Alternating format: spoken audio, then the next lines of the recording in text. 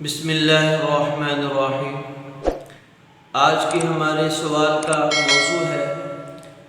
قرآن پاک میں جو مصارف زکوٰۃ بیان ہوئے ہیں ان میں ایک مصرف وفی الرقاب ذکر ہوا ہے۔ رقاب عربی زبان میں گردن کو کہتے ہیں اور یہ عربی اصطلاح ہے جس کا مطلب گردن چھڑوانا، گردن آزاد کرنا، یعنی غلام کا اس قدر تعاون کیا جانا وہ اپنے آپ کو آزاد کر لے یا پھر اس آدمی کو آزاد کروا دینا کسی اس کے مالک کو پیسے دے کر، یہ رقاب کے زمرے میں آتا ہے۔ اسلام بنیادی طور پر کسی کو غلام بنانے کے حق میں نہیں کہ انسانوں کو غلام بنایا جا سکے،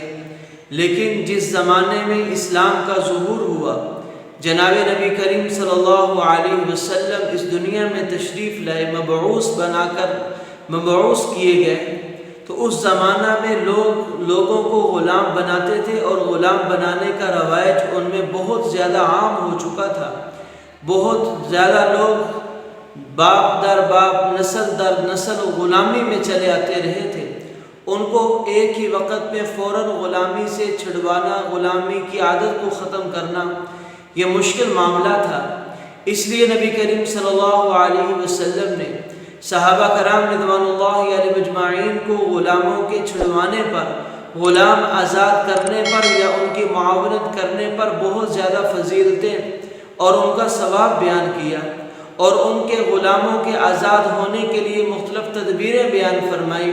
غلاموں کے لیے مختلف تدبیریں بیان فرمائی تاکہ ان کی آزادی کا راستہ ہموار ہو سکے۔ اس لیے جنگوں کے اندر عام طور پر لوگ قیدی بنا لیتے تھے، غلام بنا لیتے تھے، تو آپ صلی اللہ علیہ وسلم کے زمانہ میں یا تو قیدیوں کو فوراً رہا کر دیا جاتا، یا ان سے فدیہ لے کر آزاد کر دیا جاتا، یا غلاموں کا تبادلہ غلاموں سے کرا لیا جاتا۔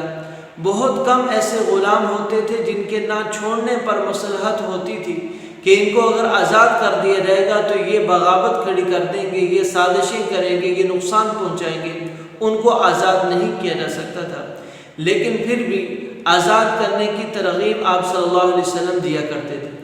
لیکن آج کے معاشرے میں اگرچہ وہ دور ختم ہو چکا ہے جسمانی غلامی کا، لیکن آج بھی کچھ قومیں ایسی ہیں جو دوسری قوموں کو، پوری کی پوری قوم کو ذہنی غلام بنائے ہوئے ہیں۔ اللہ تعالیٰ تمام لوگوں کو ذہنی اور جسمانی غلامی سے نجات عطا فرمائے۔ ایک تو رقاب کی یہ قسم تھی کہ حقیقت میں وہ آدمی غلام بنا، اس غلام کو آزاد کروانے کے لیے پیسوں کی ضرورت تھی، اسے اپنے آپ کو آزاد کرنے کے لیے پیسوں کی ضرورت تھی، تو اس کے پیسے کر دیے آپ نے زکوٰۃ کی مد سے، وہ ادا ہو گئے اور وہ آزاد ہو گیا۔ لیکن آج کے موجودہ دور کے اندر غلامی کی اس سے بھی بدترین، سنگین ترین قسمیں پائی جاتی ہیں،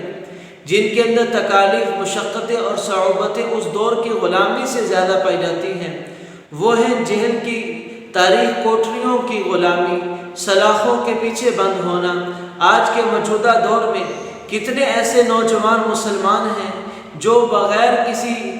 جھوٹے مقدمے کے اندر، بغیر کسی لڑائی جھگڑے کے جھوٹے مقدمات ان پر چلا کر انہیں جیل کے سلاخوں کے پیچھے ڈال دیا جاتا ہے۔ وہ اپنی زندگی ساری کی ساری تاریخ کوٹریوں میں گزار دیتے ہیں۔ ان کے والدین، ان کے ورثاء، ان کے لواحقین کے پاس اتنا مال نہیں ہوتا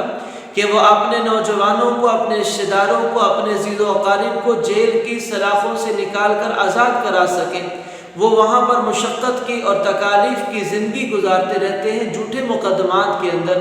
تو ایسے لوگوں کی معاونت کرنا،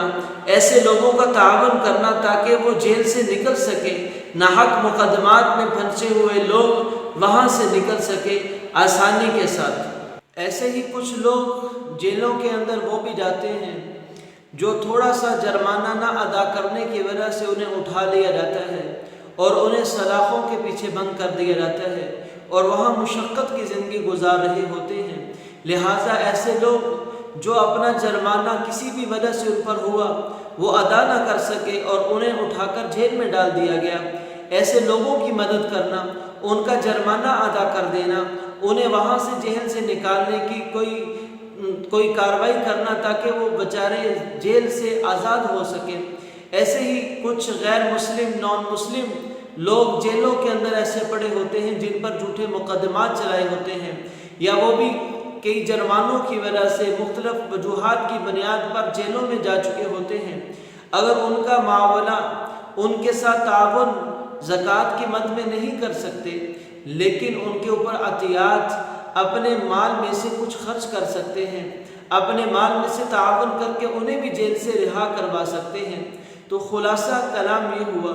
کہ موجودہ دور میں وہ غلام تو نہیں رہے جو غلام جن کے آزاد کرنے کا حکم دیا گیا تھا، لیکن یہ بھی ایک غلامی کی بدترین شکل ہے کہ ناحق کسی کو جیل میں ڈال دیا گیا اور وہاں پر مشکل ترین حالات میں وہ زندگی گزار رہے ہیں۔ وہ مسلمان ہیں تو زکوٰۃ کی مد میں انہیں وہاں سے نکالنے کے لیے پیسہ خرچ کر سکتے ہیں۔ وہ اگر مسلمان ہیں تو ان کے تعاون کے لیے،